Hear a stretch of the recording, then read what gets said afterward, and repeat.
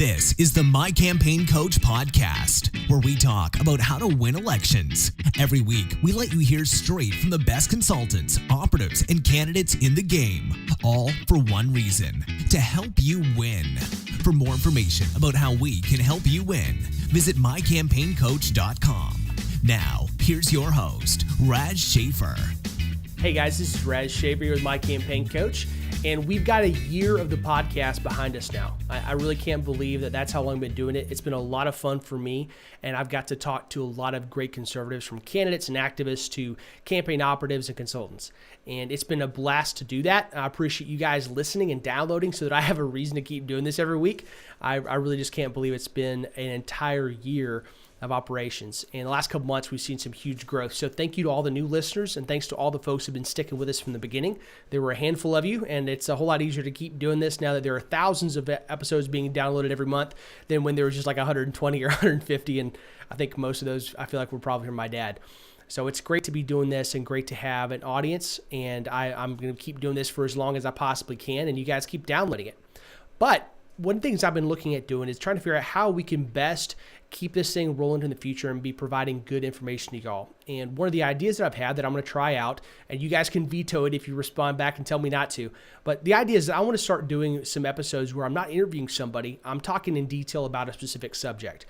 And so what I'm going to start doing is probably about half the time, every other week, we'll have an interview, and every other week we'll have one of these episodes where I'll talk about a specific topic. And it might be taking questions from Facebook. It might be talking about a campaign or some lessons that we've learned from how to beat tax bonds and referendums to how to help get your candidate on the ballot. Or in this case, this week is block walking.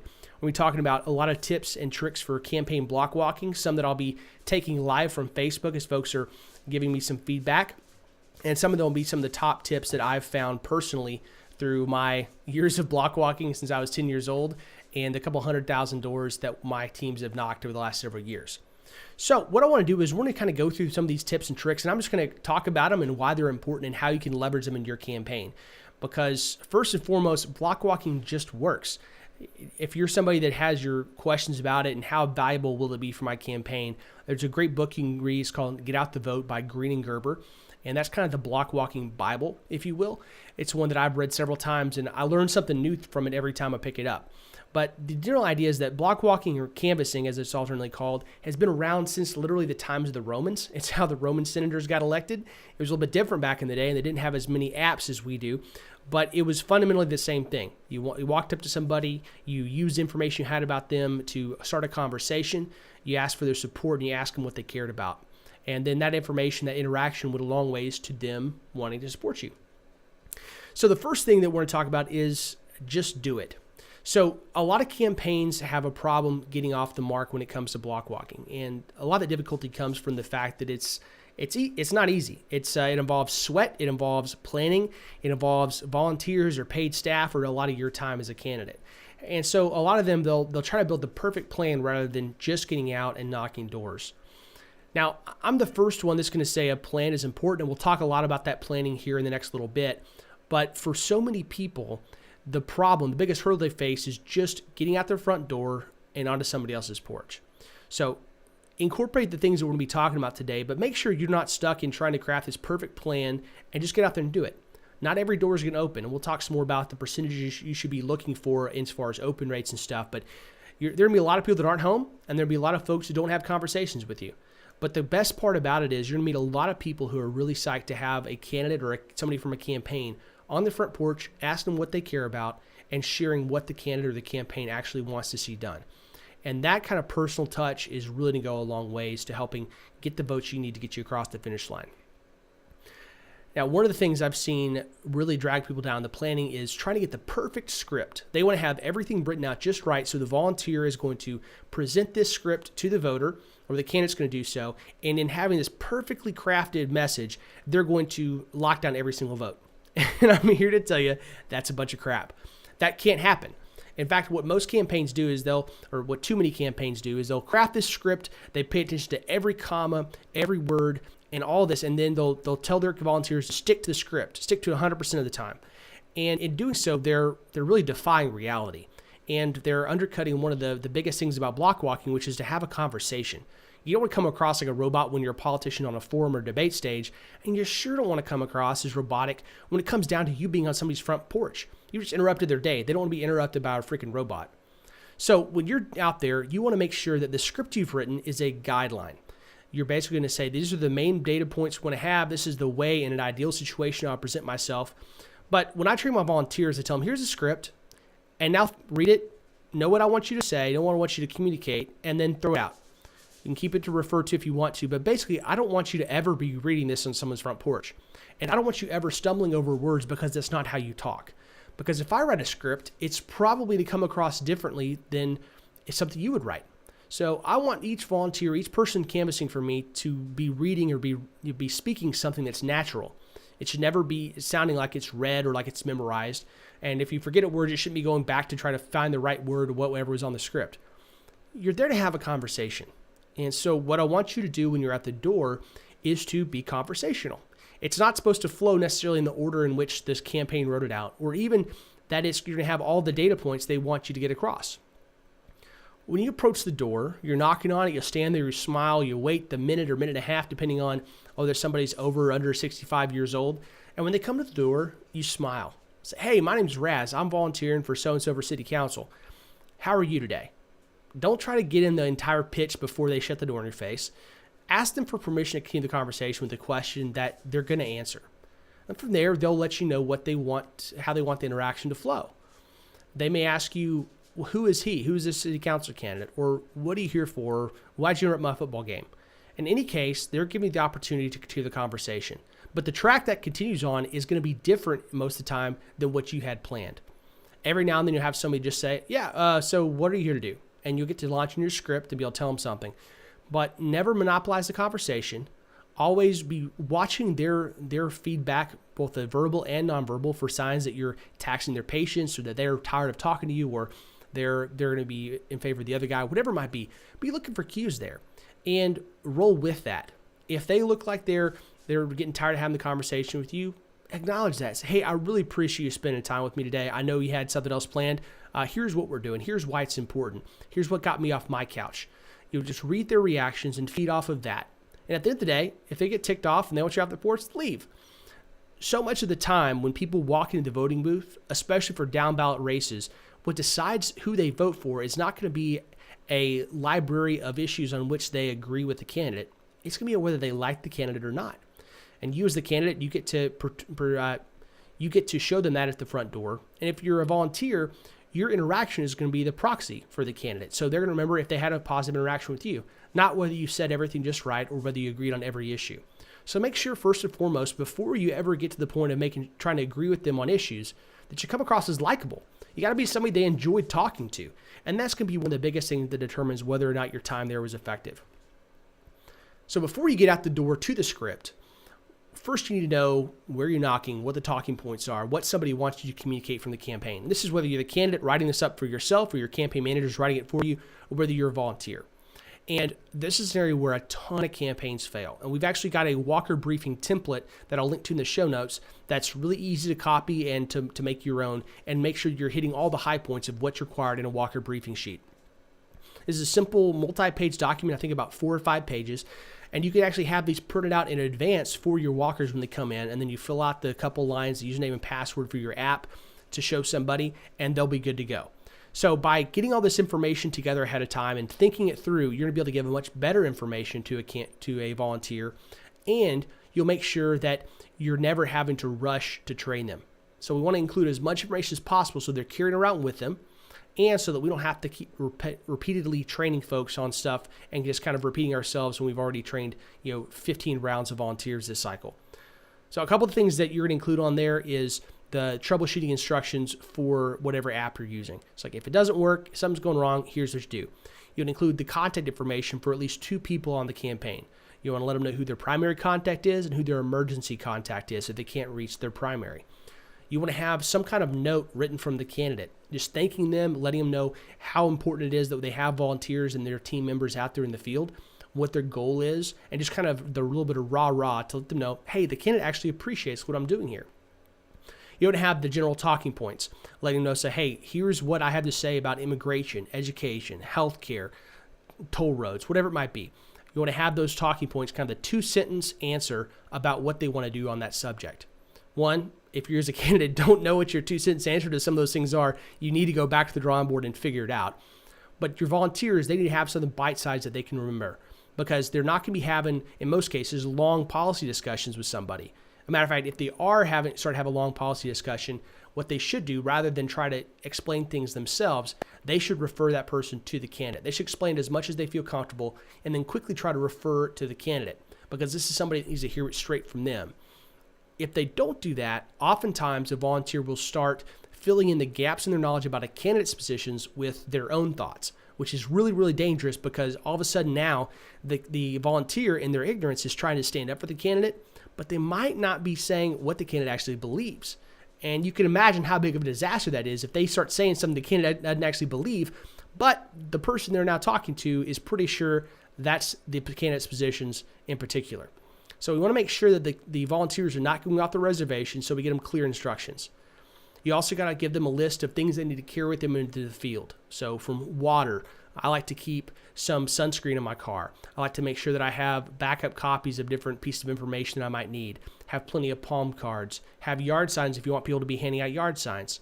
I like to carry some things like moleskin to help with blisters, or an extra pair of socks, a rain slicker, some things like that in my car. So you have a list of things to consider, kind of a pre-block walking checklist.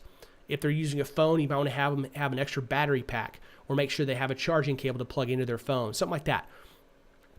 By giving them that list, you're going to cut down the number of times they walk out the door unprepared to actually do block walking.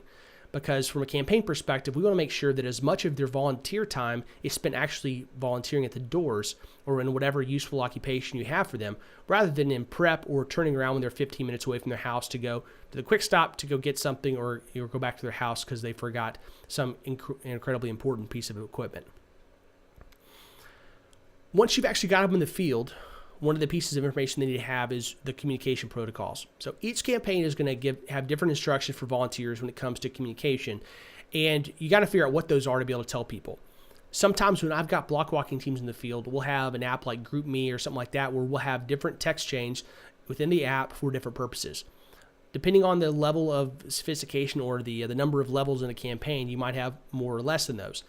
But for instance, in one of my operations, we had one for those of us that were managing it. So myself, my partner, and the guy that was managing the campaign, as well as an advisor. The four of us had one chain where we talked about management issues, anything that just needed for the four of us. That way we weren't clogging up a text chain that we were losing track of on our actual phone. We weren't having emails that were starting new threads and all this stuff. It kept it very nice and clean, and we can go back and see what the new messages were, and we could search through older ones. There's also apps like Slack and others you can use for that, Voxer and those kind of things that can be helpful there. It's kind of your choice as far as what app you want to use, but make sure you have some kind of communication method where you can have multiple lines going at the same time. So you might have one for the managers, one for your strategy team. You might have another one for each team. So if you have more than one team leader, they might each have their own fiefdom that they're managing with their volunteers, and so they kind of own that channel. One thing that we've seen some people have problems with is they'll have volunteers they'll start posting memes or jokes, or start abusing the actual business chain for the purpose of there'll be a misappropriating that, and it distracts from the actual use we have. So you got a couple options at that point. One, you let it continue, which is distracting and kind of undermines your trying to get things done. You can say no more, no memes, none of the funny stuff here, take it somewhere else. In which case you no longer have control or the ability to monitor that. Or the other option that I chose to go with in this one case was to actually set up a special chain for the funny stuff, for the jokes, stuff like that. That way I knew how much of my guys' time they were taking up on it, and I could decide whether I want to crack down. So given that it wasn't a whole lot of time and it didn't seem to be hurting their numbers, I just monitored it, make sure that nothing was terribly inappropriate or something I did not believe they should be doing or saying under my name. And so I was able to keep track of stuff. It never got out of control, and it only took a little bit of time. So I judged it as something that helped keep the morale high. And so I let it keep happening. So that worked out pretty good for me. Next thing I was thinking about today was the ability to get out of conversations. So most of block walking is all about getting into conversations, but especially if you're the candidate, you're going to have some conversations that just won't end. You have these people who want to talk to you forever, and they would gladly do so if you would just stay at their door. So we got to have a strategy for how we get out of these conversations. as a benchmark, I would say that the vast majority of conversations with a voter should take no more than 3 to 5 minutes. And that's really the high end. There might be 1% of conversations that should go longer than that. And there should be no conversations going longer than 10 minutes. Absolutely none. The reason is this. Our whole idea of block walking is we want to be moving voters from the no or undecided column to the undecided or the yes column as far as they're supporting me or my candidate. So at the point when it's clear whether they're going to be persuadable or not, whether they're supporting me or not, that's where the conversation should really end. So when I'm talking to somebody, I'm trying to judge whether or not this is a good use of my time. I'm constantly asking myself, where is this person? Which of those 3 columns are they in? And are they movable? So if I'm several minutes into a conversation and this person is obviously not a fan of mine or my candidates, and I don't see any way to move them, then I don't want to waste a minute more time. It kind of goes back to the advice about never going into somebody's house when you're out block walking. Don't ever let them invite you in. The reason is, one, it's a safety issue, but the bigger one is it's a time problem. For instance, if I had somebody come to my door that was knocking and supporting a candidate I didn't like, I'm not going to tell them to get off my porch fast. In fact, what I'm going to do, I'm going to ask them, say, hey, why don't you come inside? I'll fix you some coffee and make you some cookies, and we'll take as much time as you need. I'd really love to know as much as possible about your candidate and why. Yeah, just let you tell me why I'm so wrong and trying to change my opinion. Because I know my opinion is not going to change, but I don't know about the guy 2 houses down. He might be persuadable or buy their line of bull. So we want to make sure we're not wasting time with people who are clearly not going to come in our direction. So don't get wrapped up in that. Once it's clear that they're against you, find a way to exit the conversation. So no, maybe it's, hey, I totally respect your opinion. I think we should probably just agree to disagree, and I'll move on. I hope you have a wonderful day. And they just leave. On the other hand, hopefully in the more regular case, you'll have somebody that's really excited about you being there. They haven't had a candidate or a volunteer come to their door in a while, and they're really excited about your campaign, and they're having a blast talking to you about how much you agree on. In that situation, it's kind of hard to break away sometimes, one, because you don't want to be rude to somebody who's supporting you, but two, it's really, really nice after so much time of knocking on doors that didn't open or having people yell at you. It's really nice to have that bright spot in your day of a really, really great conversation. But you can waste just as much time or more talking to them as somebody that's not movable from the no to the undecided column. So what I recommend is once you've figured out that you've got them locked down, and if possible, that you lead them towards getting a yard sign or volunteering or donating, getting as much as you can out of that conversation for you.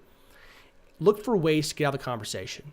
One of the best ones is to let them know specifically why you need to leave. Let them know it's not about being rude. Say, hey, I've really enjoyed having a conversation with you, and I would love to continue this. Maybe I could get your phone number or your email address, but I've got 35 more doors that I've got to knock, and I've only got about an hour and a half left, so I've really got to hustle. Would you mind if we continue this conversation at a later date? I'll be sure to write down your number and give you a call. Let them know you'd like to continue the conversation, and giving them a specific request, letting them know you have a real need to move on, is something that's very helpful. And so just find a way to get out of the conversation. There's plenty of opportunities to not be rude, but to still exit and to still be able to take your time and go talk to more voters. Part of the reason why that's so important is that in an average hour, you're probably going to talk to about 15 to 20 voters. You're going to knock on 15 to 20 doors. Out of those, you're probably going to have about a 30% open rate if you're knocking all week, all days, and you're going to have closer to 45% if you're knocking evenings and weekends. So you're still talking about well less than half of voters whose doors are going to open. So in an average hour, if we're talking to 20 voters, that means we're probably talking to 6 individuals, 6 voters. Well, if I'm going to be taking 20 minutes to talk to one voter, that's a whole lot of voters I'm not going to get to talk to and doors I'm not going to be able to leave something behind on. So we want to make sure we're stewarding our time well and thinking about the fact that we have marginal votes to pick up. And so let's get on there and knock on those doors. My friend Toby Marie Walker, I just posted it in the Facebook group, my Facebook page a little bit ago, asking folks for their best tips and tricks, and wanted to refer back to this throughout the podcast today. But one of the things she pointed out that fits really well at this point is to leave sticky notes behind. And there's several reasons behind this. One is to let them know that it wasn't just that you had somebody come by and drop this off. So one of the coolest things about modern printing and how easy and cheap it is you can actually have sticky notes printed with a handwritten note. So what I recommend is you have the candidate sit down and write down with a Sharpie, say, sorry we missed you. We stopped by to talk about our campaign or something like that shows them that there was an actual person who stopped by and they wanted to talk, not just to drop lit. And then by saying, sorry we missed you, whether it's the candidate or somebody else from the campaign, you're still telling the truth. And it's a whole lot better in my mind than saying, sorry I missed you, which is a lie if someone other than the candidate drops it off. have the candidate sign their name and put the contact number, ideally their cell phone number, at the bottom of the sticky note. By doing this, one, it tells them the level of concern that you have to actually speak with them, which is really, really important.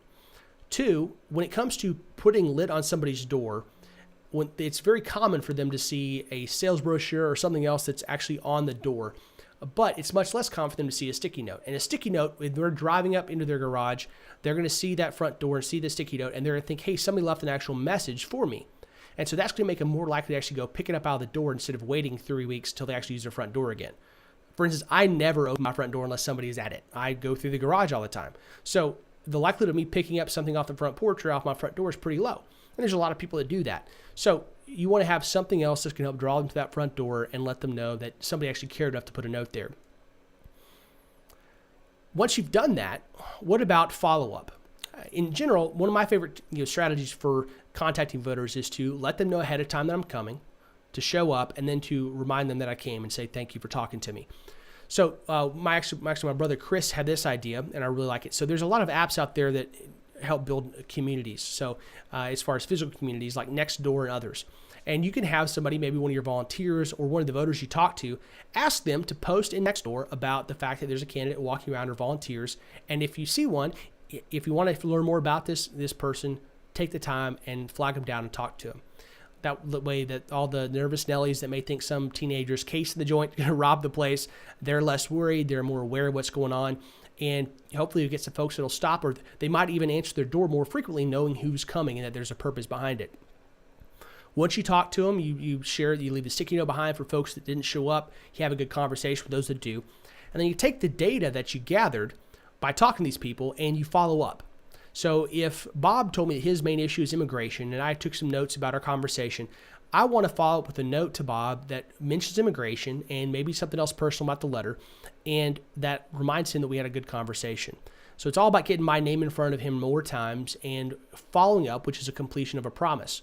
So I'm going to let him know I'm going to follow up with him, and then I'm going to do so, which is one of the rarest things in politics, right? Is having a candidate or some kind of politician that fulfills a promise. So we're going to do that with Campaign Sidekick. You can export your data. You can do a quick mail merge, and you can have somebody that just that cranks these letters out to people based on the issue they care most about. You can have a couple different versions of a letter. You crank them out, you sign them, or you have your signature pre-printed on there, and you get them out the door. And for just a handful, for 40 cents or so, 41 cents, you get to send out a letter to folks that lets them know how much they meant to you and fulfills a promise. All things that are really hard to find in politics. Now, I've mentioned Campaign Sidekick several times, both as a sponsor of the podcast as well as when I've been talking about block walking. And full disclosure, it's actually my company. I'm one of the 3 guys that owns it. And I've been working to build out this piece of software for about 5 years now. And I love it. My guys have knocked over 300,000 doors on it. We're working to improve it every day. And so I'm very active with the company itself. But when you're looking for a piece of block walking software, reliability is the biggest thing that I recommend. You need to have software. It should not all be paper and pencil and Excel spreadsheets that you're uploading by hand. You need to actually have some kind of piece of software. And there are a lot out there. Look for reliability.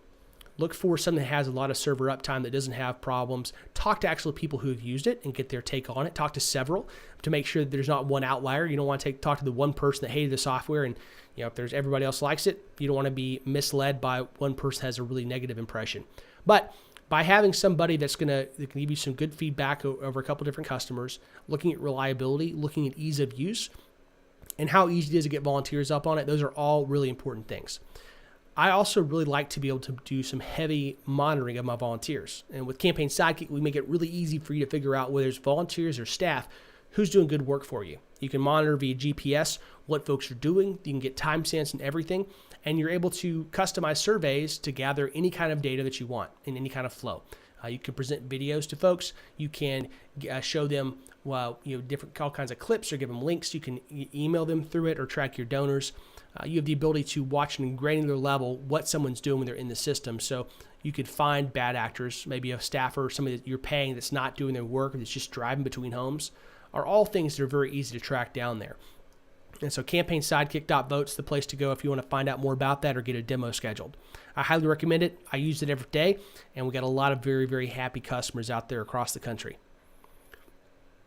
Now, when it comes to times to knock, this is one of those areas where at the beginning of the podcast, we talked about just do it. And a lot of times people get really focused on the best times to knock and they don't knock the other times.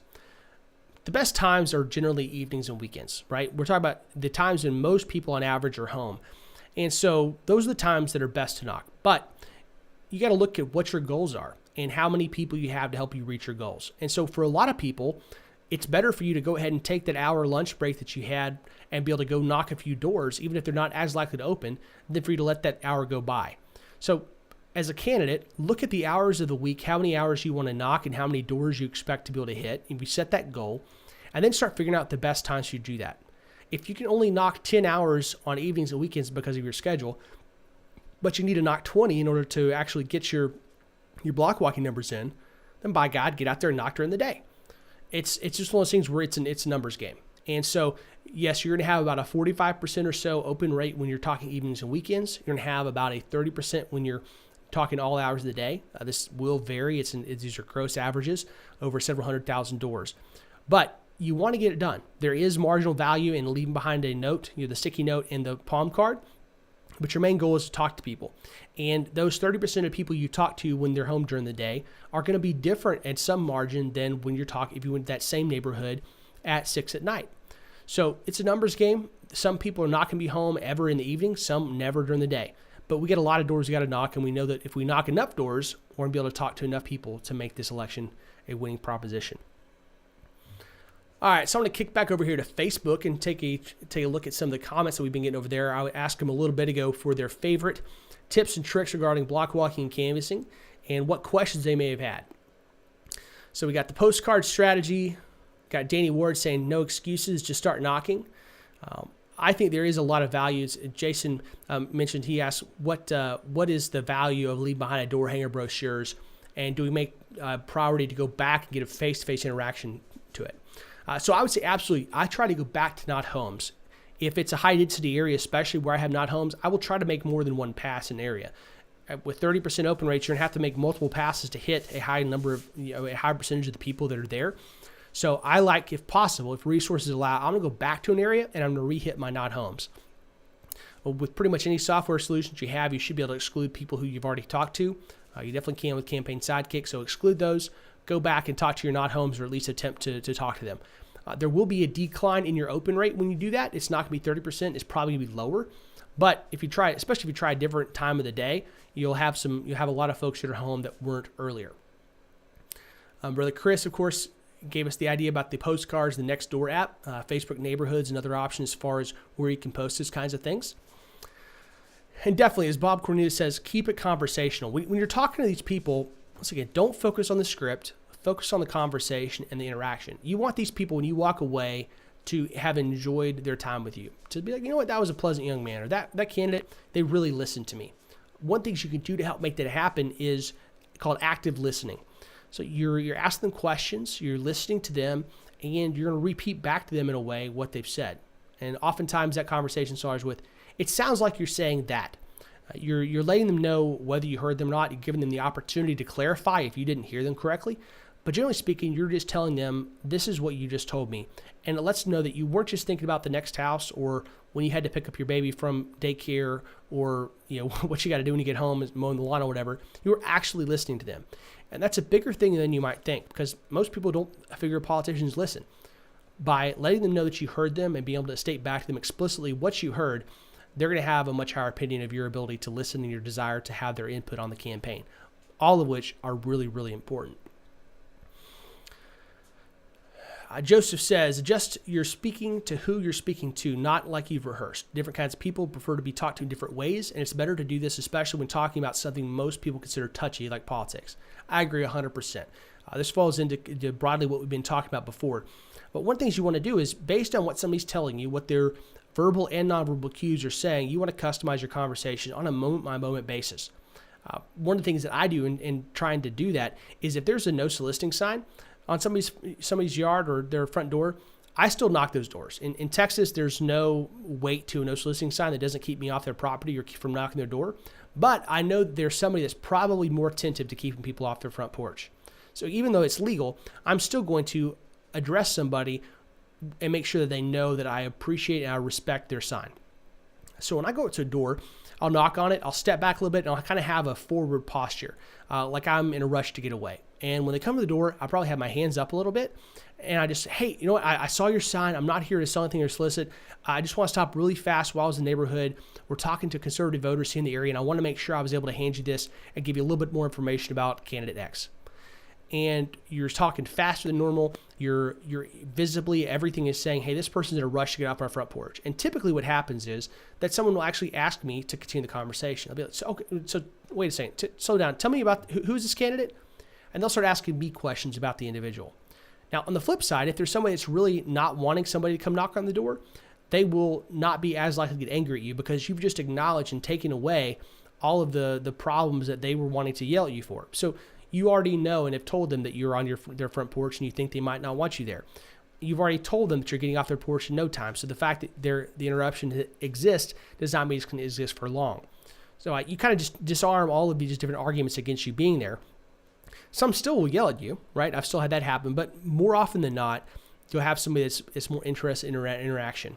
And even if they don't want to talk to you for a long time, they'll probably at least say, okay, well, thank you very much. Thanks for the information. And they'll turn around and walk inside less mad than they would have been if you had just tried to engage with them, the same as a regular door. Toby Marie Walker is the one that gets credit for the sticky note idea. I love that. I try to get candidates to do that every chance I get. You can get those printed at most small print shops. Some online shops, you can send those off as well. Just kind of upload a PDF or some scan of your signature and you're just handwriting it out. Take a few tries to try to find the one that's most legible, because if your handwriting is anything like mine, even with a Sharpie, it looks like a doctor's chicken scratch. Amir asks, is there analytics software for block walking? So what I use, Campaign Sidekick does a lot of the analytics for you as far as showing you your open rates and the way people are knocking and a lot of your numbers. But there are some points in time when I want some really heavy duty analysis of the project. I want to see the movement over time of different doors that I'm knocking and those different areas, how different zip codes or precincts are different from each other. And so there's a program called Slemma, S-L-E-M-M-A. It's a SaaS platform that I've used a lot and I really liked.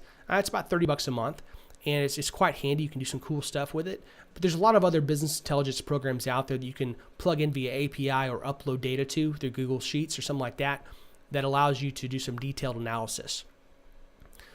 Patricia Baca-Bennett asked about the best time to block walk. We covered that a little bit. You go in the evenings if you have a limited time, but if you got to, just get out whenever. Joe Wagner, a buddy of mine, he did some block walk with me up in Montana a few months ago. He points out the need for hydration. This cannot be overestimated because, especially when we were up there in Montana, we had high altitudes and it was a very dry climate. So we had a lot of people getting really dehydrated. Had a few people get some altitude headaches from a combination of dehydration and acclimating to the altitude. So it's even a bigger deal when you're here in Texas like I am and you're knocking during the summertime and you're sweating buckets. Make sure you keep a case of water in the back of your car. Even if it gets warm, it still is going to help you out. And keep a bottle or two with you. And if you have a satchel or some kind of backpack you have with you, throw a couple in there, and it's going to keep you out there knocking a lot longer. The biggest thing that I find, the reason that people got to leave the field is usually to get a drink, get snacks, or use the restroom. And so try to make sure that you're planning your restroom breaks, and that when it comes to actually getting out there and block walking, that you have what you need as far as the hydration side. That's a really important thing. Throw some granola bars in there, and you will be good to go. Toby also recommended bringing a child or a dog, well-behaved ones on both fronts. If they're cranky or not really good with strangers, leave them at home. Yeah, so children or dogs, it's kind of on a case-by-case basis. If you're a candidate, having your kids with you is a great idea. I'm a little bit more dubious than Toby about the dog idea. There's enough doors where I have problem dogs or people have problems getting out the door that it might be a little bit more of an issue, making them louder or more likely to try to spread out the front door. But if you got a really nice, cute dog that's well-behaved, give it a try. There's probably, just kind of test it out and see what happens there. And make sure you bring some poop bags to pick up after him. You don't want to be the guy block walking that is leaving a bunch of dog poop behind. Gary says you can cover more houses in an hour with people walking by themselves. You can cover a lot more houses in a month if they walk in pairs. That's a really good point. So the point there is that if you have somebody out there by themselves knocking, then your per hour rate is probably higher because you only have one person per street, and you're going to be able to cover more ground at a time. And the second part of this point is that if you have people working in pairs, you have the camaraderie, that's going to help keep volunteers coming back time after time. So the medium the bed that's not too hard, not too soft solution is to have those good communication channels where people can chat and have some camaraderie and be sharing stories as they're going through this. That helps build the camaraderie while they're not in person. There's also the possibility of sending people out, deploying them in cars together, but not on the same street. So there's a lot of different options here, but his point is very well taken that you want to make sure you have volunteers that keep coming back. And if you're always sending them out by themselves and they don't feel like they belong to something, then you're going to have a lot lower return rate. And that means that all this work and time you put into recruiting a volunteer has been a one-time use. And that's not really good use of your resources on the recruiting side. So make sure that you're really embedding your volunteers that they belong to something.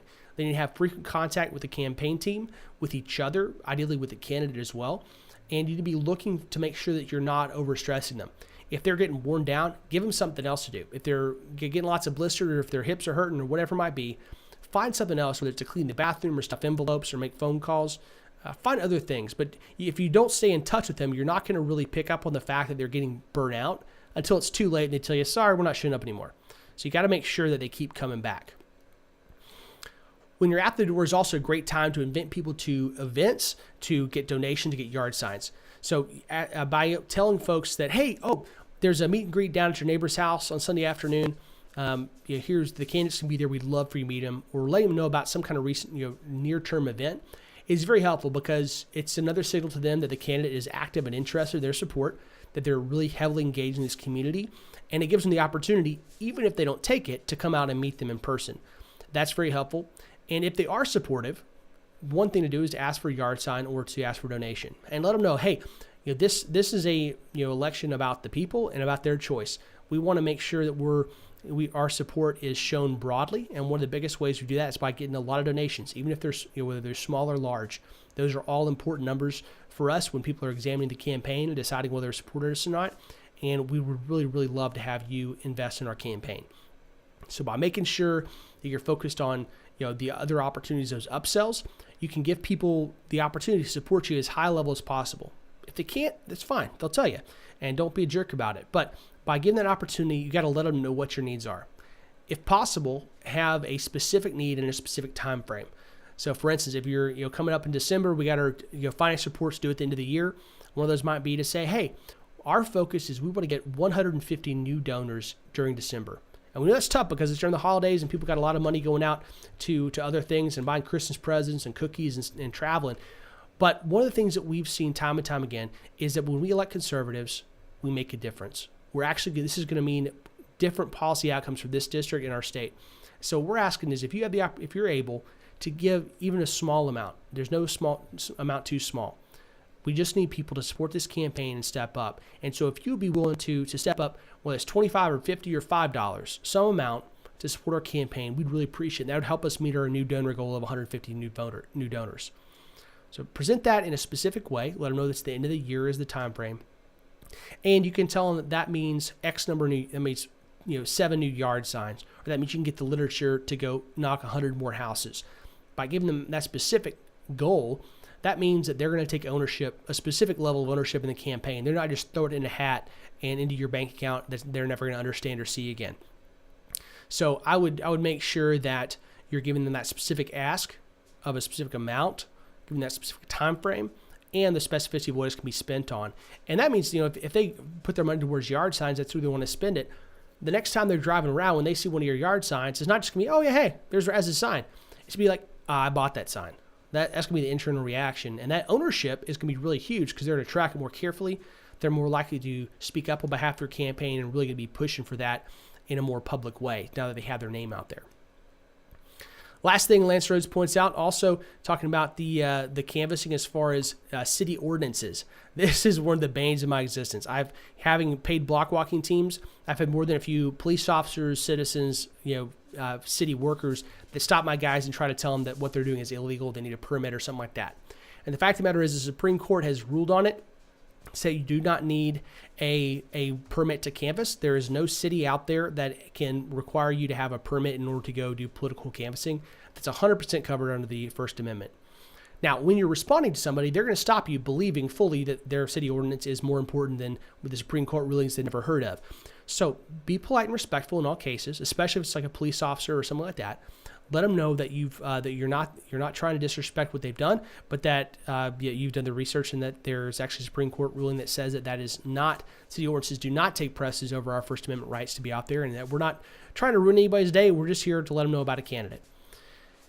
When I've had my people stop by police officers, most of the time it's because they're there because somebody in the neighborhood called and said, hey, there's some shady 19-year-old walking around casing people's houses. I'm afraid he's going to go rob the place. So they're there not because they decided it was a great idea to come stop some rando walking down the street in a campaign shirt or holding an iPad. It's because somebody called to complain, and they're not really happy to be there either. But they know that Sally Mae down the street is going to keep calling as long as you're on the street. So they just got to make a show of force, and that's really what they got to do. In many cases, there's like, well, I don't know where that. I just know you got to leave. In those kind of cases, you got a couple decisions. One, you could ask to speak to a supervisor, or two, you can go ahead and leave. Depending on your interaction with the police officer and how you feel about that, you can choose either one. Most time what I have my guys do is I have them get their name and badge number and just say, hey, I just got to have something. I got to be able to tell my supervisor why I left early. And if I can get your name and badge number and maybe your supervisor's information, then I can pass it on to them, and then I can leave. In that case, you take that, you leave, you call your supervisor, let them know, hey, this is what's going on, and they can call and take that up with the city attorney. Pretty much any time when I've actually got a hold of a supervisor at the police station or the city attorney's office, they back off quickly, and I never have any problems again. They put out the word to the police force that, nope, what we're doing is not illegal, and they leave us alone. But by different cities and counties and everything, that can vary a little bit. But never let somebody drive you off the territory. You can come back and knock it later if they're throwing a big fit about it. But make sure you stick up for your rights, because it is your right. So it's First Amendment. It's protected. They've dealt with cases about this before, and I want to make sure you're standing up for that, getting to knock all the doors you want to. Guys, that's it for what I have today. I would love to know what topics y'all are interested in hearing more about in the future. There's no doubt things we'll cover about canvassing. Again, in the future, this is not a one-time, one-hit thing.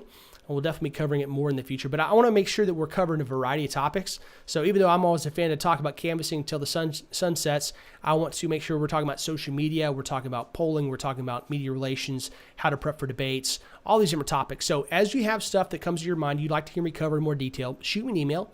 Raz, R-A-Z, at mycampaigncoach.com is my email address. You can reach out, ping me, and we'll get in touch and be able to cover those subjects. And just let me know what you think about the new format. This is the first try, so it'll no doubt improve over time as I get used to spending more time behind the mic as the actual guy talking to you, not just asking questions and giving some editorial comments. So I want to make sure this is something you guys keep listening to, keep downloading, keep benefiting from. At the end of the day, we want to see your campaigns winning, and we want to help empower you to do so. So the more you can do to fill me in on how I can serve those needs better, the better we want to be as a podcast. Raz, R-A-Z, at mycampaigncoach.com. Hit me up on Twitter at Raz Shafer, R-A-Z-S-H-A-F-E-R. And find me on Facebook at My Campaign Coach. And I'm stoked to get to talk to you guys again next week. Please subscribe and rate us on iTunes to help spread the word. We'll be back with you next week with more campaign insights from My Campaign Coach.